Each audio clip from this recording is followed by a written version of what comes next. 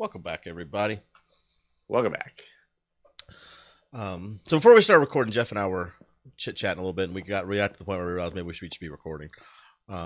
So you were talking about you're in the middle of Survivor, Australia. You started a new season with that. The season with Russell Hantz. Right. So no spoilers to anybody. But then we started talking. Oh God! Something I think I ate that sandwich too quick. I got the hiccups. It sounds like it. I was trying to scarf this sandwich down before we had to record.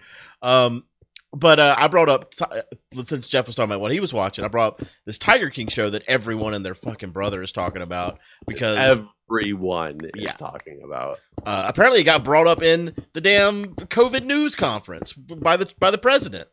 So yeah, I saw a news article that he was going to look into pardoning that dude. Not that means anything. Sure, that might be a very just actually diplomatic answer to be like, yeah, I'll look into it, just to move the conversation along. But of course, the news outlet that I was reading it on took it as if it seemed like Trump was serious, which I don't necessarily put past the man. No, wouldn't surprise me at all. I mean, some of the things this man does. I mean, and this is the kind of thing he's worried about right now while the world dies around him. I mean, before we jump into the Tiger King, it blows my mind that federal funding for testing of COVID stops on Friday. What? Wait, I didn't actually know that. Yeah. No, it's on the states after Friday. We've tested enough. Yeah. The government is done testing on Friday. Oh, so that's how we flatten the curve. Yeah, I guess. Oh, okay. So we've reached peak on Thursday, and then Friday it just goes down because nobody's positive anymore. I mean, well, if you can't be positive, you can't be tested.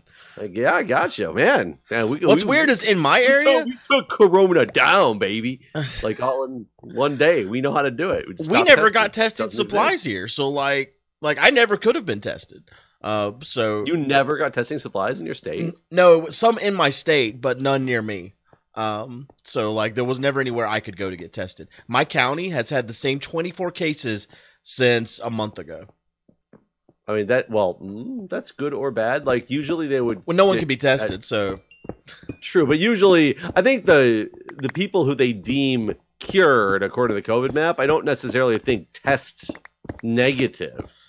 Yeah, well, no, these aren't even. I mean, they're still not cured. Apparently, they're still. Well, that's what I was wondering. Is nobody just cured? So the only number that's changed is deaths. 2 of them have died of the 24. And so you don't have the same 24 cases. That's true. Well, they didn't get better. That's true. They did not get better. But so I just think it's just not people just not being tested. Whenever my grandma fell, I called her doctor and I was like, well, she's got a fever and stuff. She doesn't have a cough. Is there somewhere I can take her to get tested? And he's like, no, there's nowhere around us that has any testing. Don't even leave the house. Just stay there.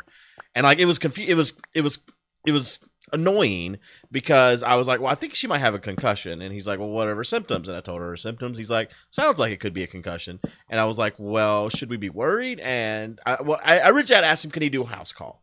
And he's like, no, I don't do house calls. And so I was like, okay. No. Yeah, no, it's not happening. And so I was like, okay, well, maybe she has a concussion. He's like, well, maybe. And we talk about the symptoms. And he's like, sounds like it could be.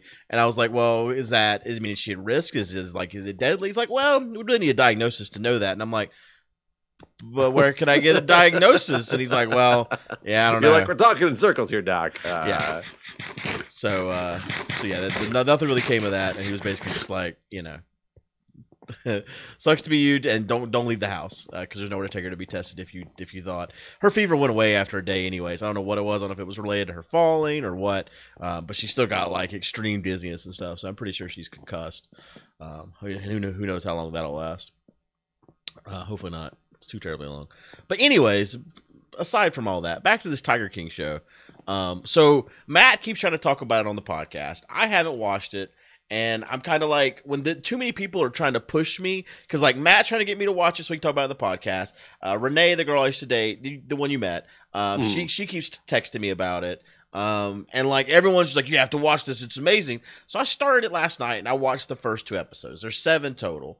And as you know, it's about this polygamous King of tigers. Tiger man. He runs a tiger, exotic animal zoo in Oklahoma, maybe. Somewhere in that region. or maybe northern Texas, either northern Texas, Oklahoma, somewhere in there. And then there's another guy, not Joe Exotic, but the other tiger guy that has a place, I think in Myrtle Beach, South Carolina.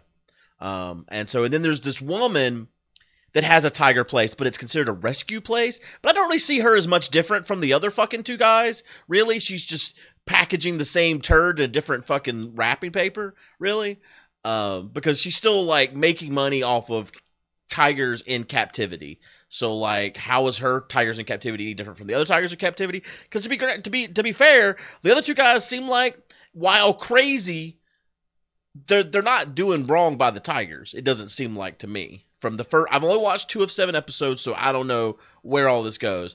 But today, so they're actually treating the tigers well. It seems like it. It seems like both. Okay. So the argument she has is that Joe Exotic is the #1 breeder of tigers in America. He does the most of the breeding, and most of the things he makes his money off of is cub petting. So like, families that'll pay to have their kids get to pet the cubs or roll around with the cubs and take pictures with the cubs, all this stuff.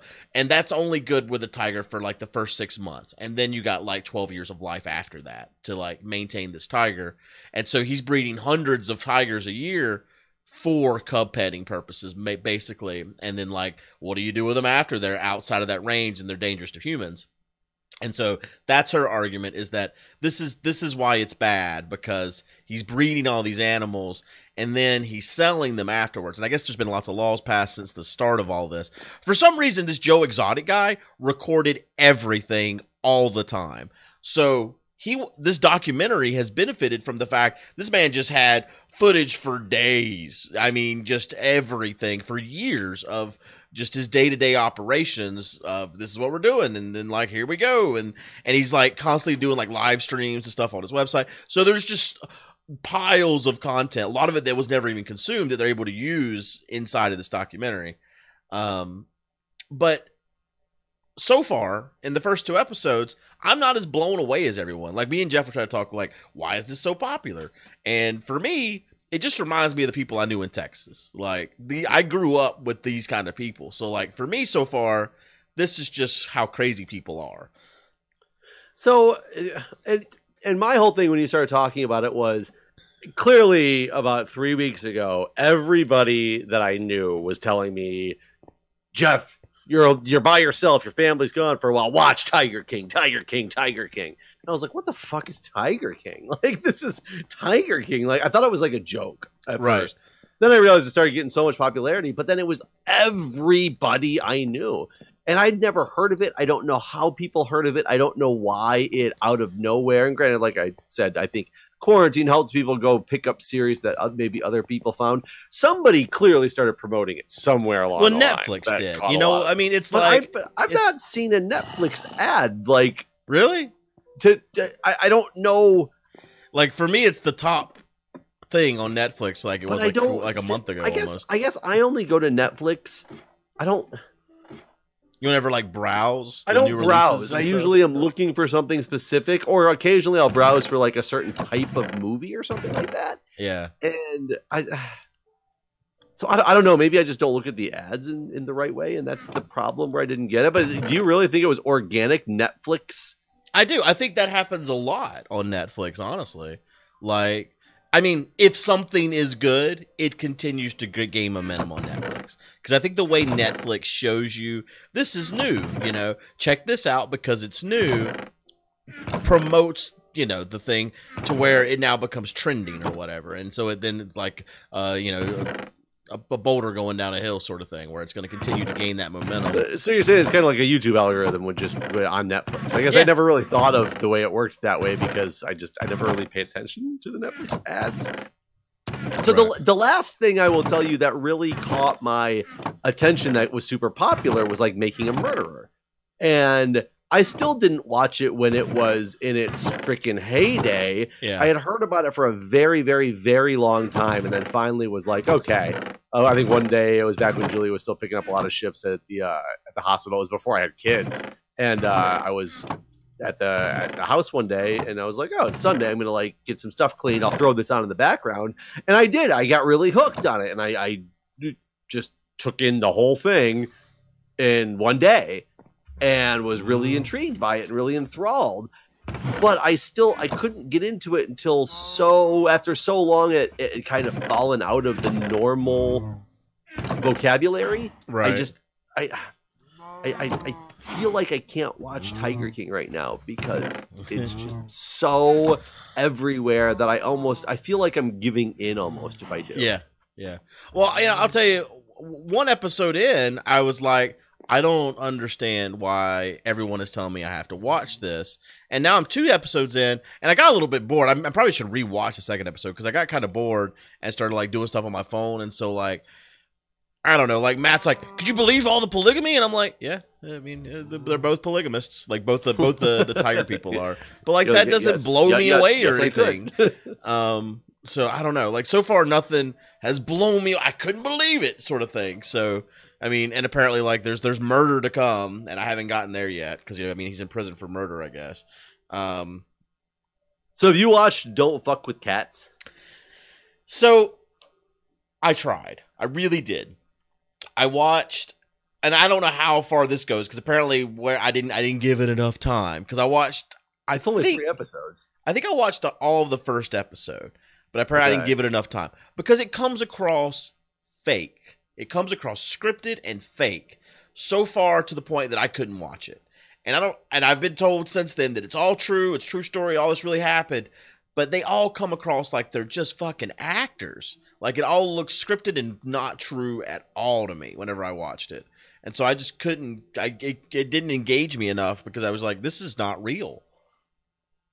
So I'm going to have to wait until you actually do finish it, if you can finish it. Keeping in mind, it's only 3 episodes. I don't know if it was only 3. I thought it was longer it's only than that. 3. I thought it was a lot longer too. And Julie and I watched it together out of some suggestions. And honestly, the first episode, I can't say we were like, hooked like we must watch more, but it was intriguing enough that we were like, this is fucking sadistic, like we need to finish this because it's so weird right now.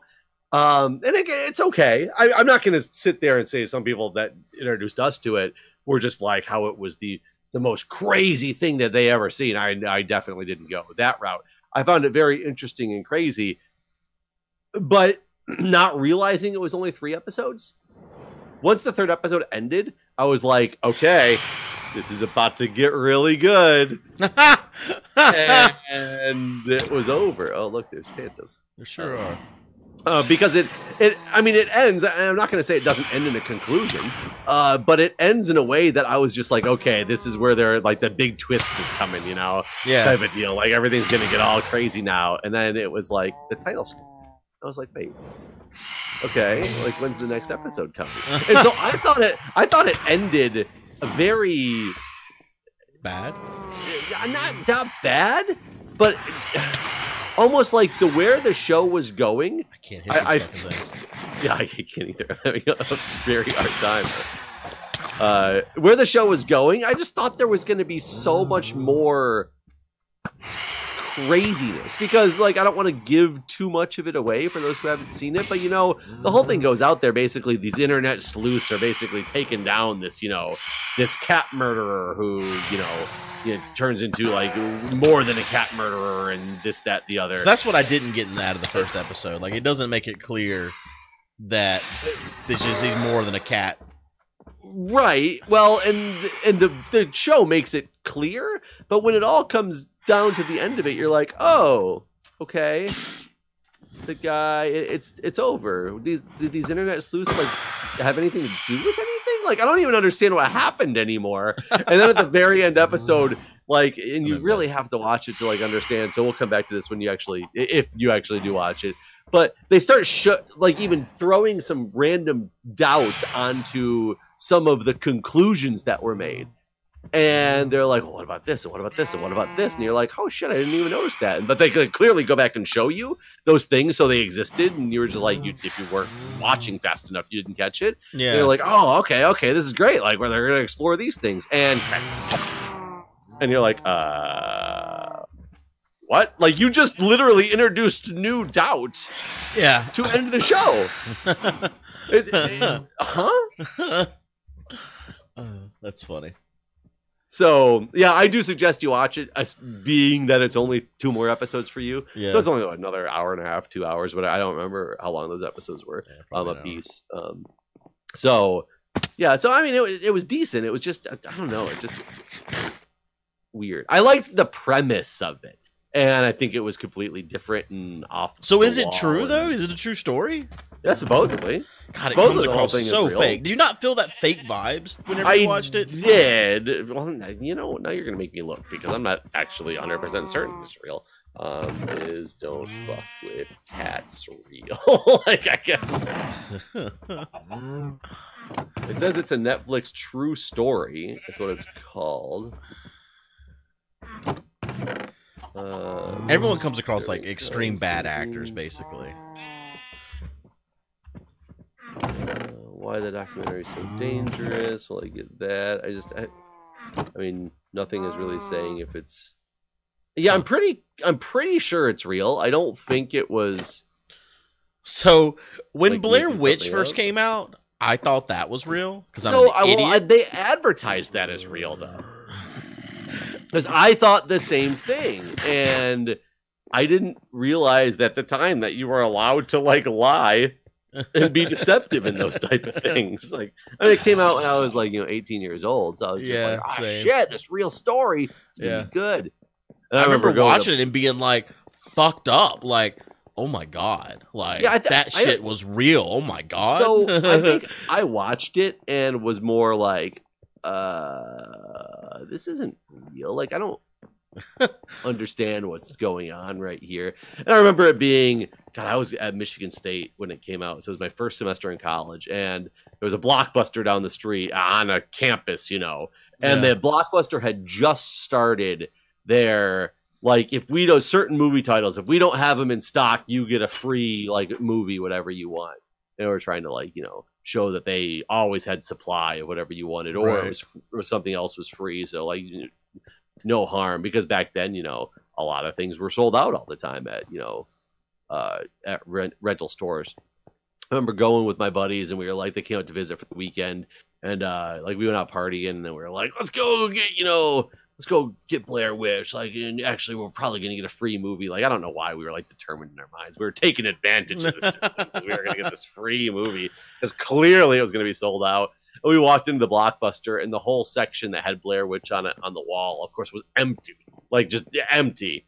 And you went up to the counter and you had to tell them what you were looking for, so that they would be like, oh yeah, we don't have it. Here's your, voucher for a free movie or whatever it is. Yeah. But they were being fucking shady as shit. And they were just like, oh, Blair Witch. And they like opened up a drawer that had like all of the. I wondered that. Like, whenever you said that, I was like, man, you can't game that. Like, you could probably game it if you just went in there and like looked for what's empty. But I guess they caught on to that. So they were like, oh yeah. I was like, all right, here it is. Like, suckers renting this show. So and then we watched it, and I thought it was stupid. Oh god, I did not. I thought it was the realest shit ever. And I remember I was dating Crystal at the time, and she was still in school. And I remember her coming over and being like, you realize these guys were on like the Tonight Show like 2 days ago, right? And I'm like, nuh-uh. But yeah, they did. They advertised that one as real, and as if it was truly like the lost tapes. And yeah, at the time, I didn't think that was like illegal to do, so I assumed it.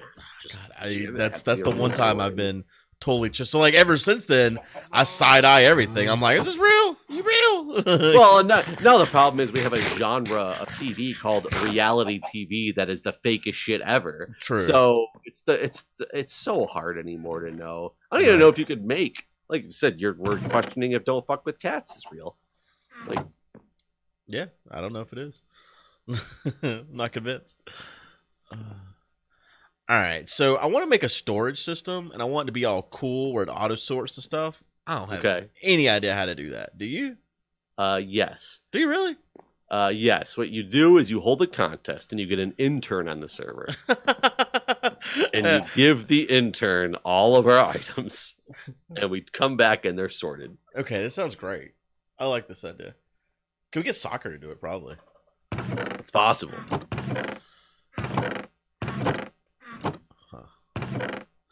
Maybe we just manually do it.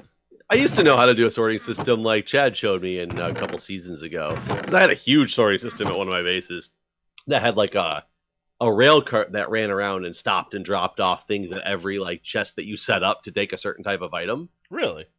Yeah. But it takes a lot of It takes like 3 hoppers on each one, and you got to fill them with a certain number of items. It's actually not that hard once you get it going. Right. That's you just what have I to keep want to doing do it. is that thing that you just said. Yeah, it's really not hard once you get it going. It just takes the starting up of it is always confuses people who don't normally deal with redstone. Yeah, I've never done any of this type of thing.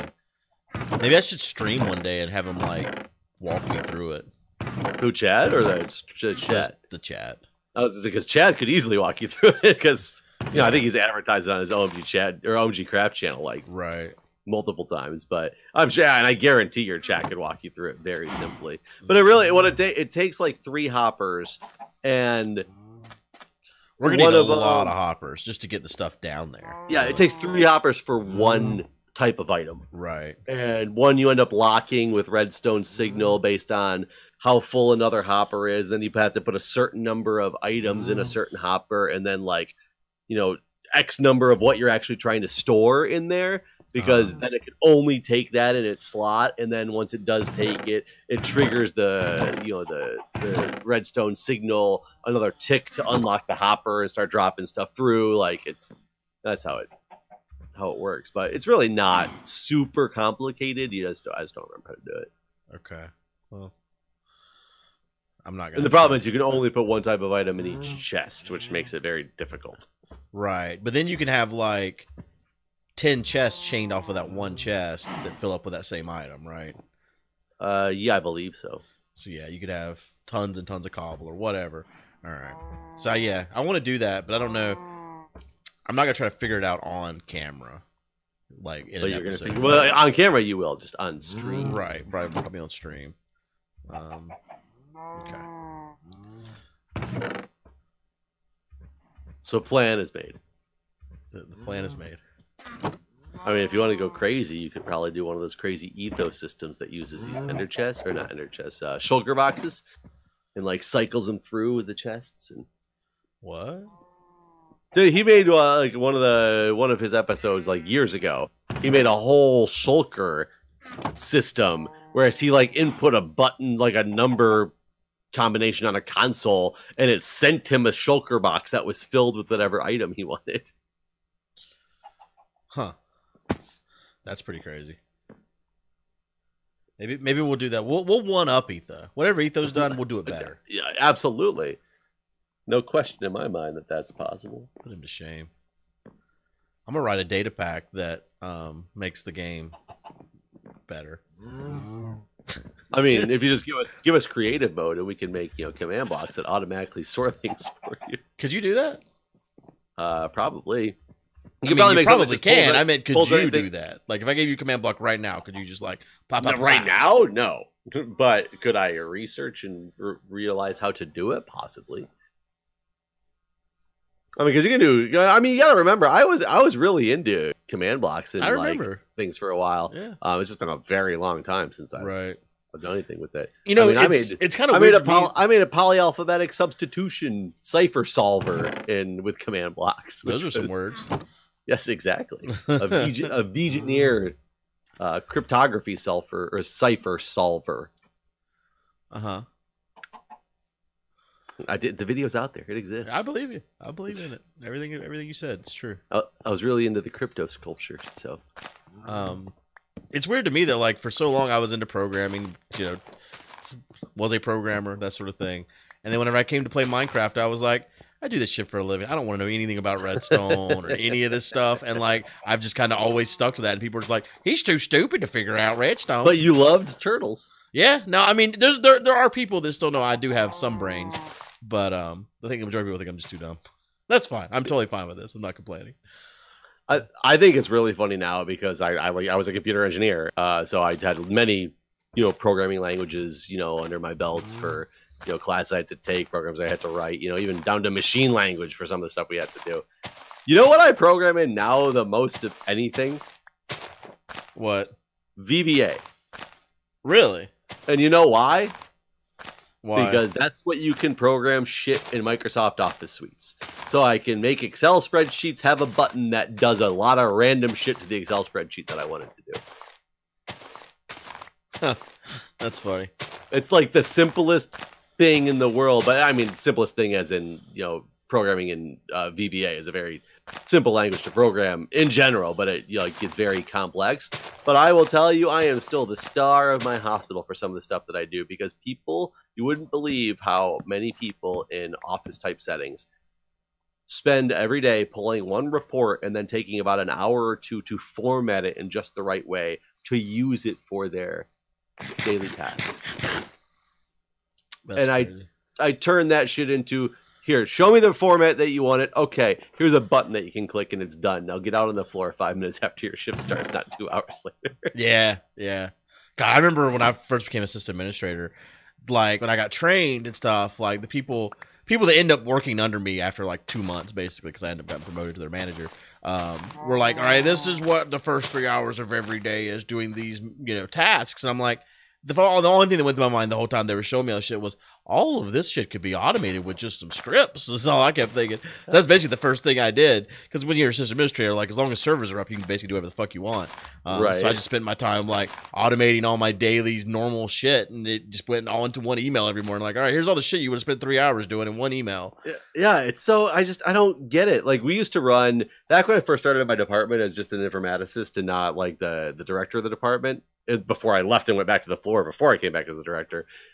One of the people's tasks every Friday was to do a PPID report, which is a positive patient identification. So when did I scan the patient's wristband before I gave a medication, like you're supposed to do, and then scan the medication. So there's a report that you can dump out that shows you all this data, but it needed to be formatted in a way that the units could see specifically on their units how they were doing. It took this woman 6 hours every Friday was dedicated to doing this report for the hospital for 2 years before I went into this department. And the one day, like, she was on vacation, or a couple weeks she was on vacation, so she asked me if I could run it for her on these 2 Fridays while she was gone, and she walked me through exactly how to do it. So it wasn't like an exaggeration. It wasn't I pretend it takes 6 hours so that I can, it was, she literally showed me exactly how you do it step by step. And half the time I was waiting for some of these large reports to run, and you would run them individually, unit by unit, and it's just a mess. But there was a button you could hit to run them all, but then it was just in a format that you didn't like. So I took the all button, and I would run it. It took like 20 minutes to run the damn report, and I wrote a script that spit out everything that you needed. So I turned her 6-hour task into literally the amount of time it takes to run the report, and then you hit a button and it does everything for you. Oh, God. I showed it to my boss because I was like all proud of it, thinking like, oh my God, like people are going to love me for all the work that I did. And she was like, oh yes, very nice. Thank you. And like, that was it. And it was just, what did the woman say when she came back from her vacation or whatever? She didn't fucking use it. Wow. Because she didn't understand it. I wrote a whole long explanation of how it works. I worked with some very incompetent people for a long time. Incompetent in, like, I can't say they were completely incompetent because they knew a lot about the things that they did, but anything, like my boss at the time really didn't know the minute details that was happening in the department. So she just kind of took the story in, saw something happen, and was like, oh yeah, that's the report that goes out every Friday. In her mind, and like didn't understand what I was trying to say about saving 6 hours of one of our employees' times because you can, like, now you can just use this. Like, people were afraid of using technology like that. It was like, oh, you're running macros in an Excel spreadsheet? That's virus written right there. Oh, Lordy. Oh, man. Yeah. Yeah, that's great. That's great. Well, with that, we are out of time. All right, guys. Write some macros. Yeah. Macro our recording sessions. We don't do them ourselves anymore. Just write a script. Just write a script. Actually, you could half the time. Stand in this spot. Yeah. Bob your head for a minute. Turn the corner. Stand in this spot. That's true. All right, guys. We'll see you next time. See ya.